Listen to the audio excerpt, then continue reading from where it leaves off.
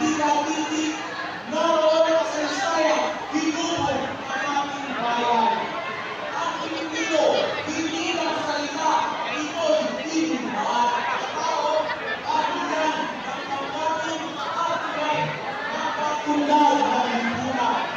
Sa mga pagpilitika, naroon ang yan ng ating pagkaan, reto ng ninuno, awit, kayaan at panawagan ng bawat isa.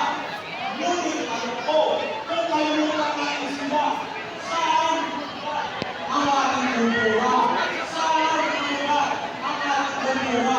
Saan matitira ang ating pagkakakilanlan? Kaya itagulit natin, huwag hayaang angkol sa lito, sapagkat sa paglitan ng Pilipino kasama ang pagpupulitika, naroon ang susi sa mas matibay na kinabukasan.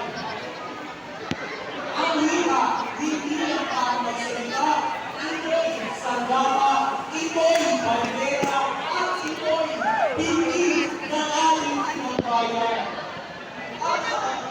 At sa bawat pagtikas natin at salita ng Pilipino, tayo'y hindi na mag-iisa, tayo'y hindi naghihimalaya, at tayo'y hindi nagiging tunay na isang Pilipino.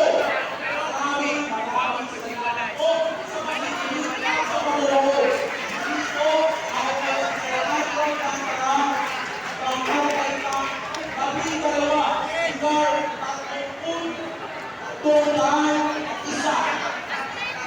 Salamat.